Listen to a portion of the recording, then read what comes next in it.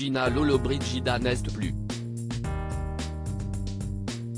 L'actrice italienne a rendu son dernier souffle à l'âge de 95 ans ce lundi 16 janvier 2023, comme l'ont indiqué les médias italiens.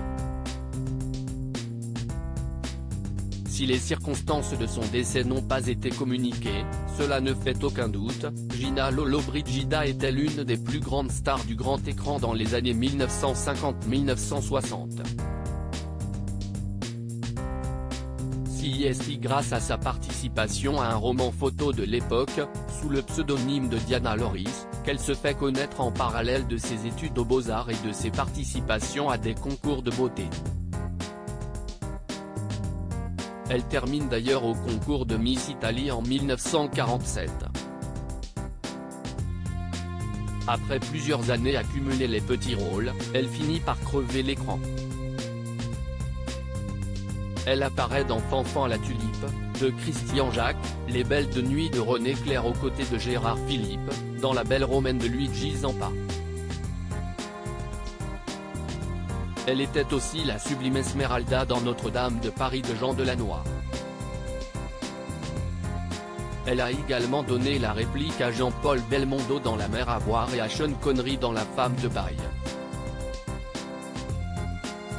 Virage de carrière, ces années passées dans la lumière lui donnent envie de revenir à un peu plus de discrétion.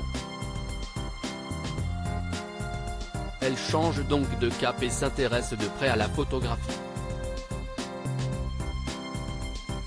Elle ne fait pas une croix définitive sur sa carrière d'actrice pour autant, puisqu'on la revoit dans quelques séries comme Falcon Crest et Prête-moi ta vie.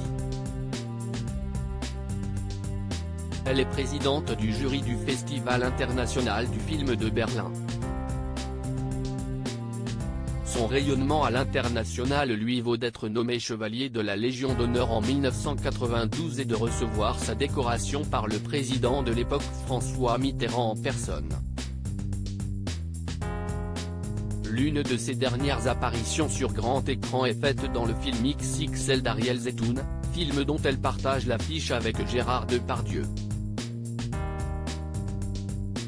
En 1999, elle tente en vain d'accéder à la politique en se présentant aux élections européennes avant de se plonger pleinement dans le domaine de la photo et de la sculpture. L'une de ses dernières apparitions télé remonte à 2018 avec sa participation à Ballando con le Stel, version italienne de Danse avec les stars.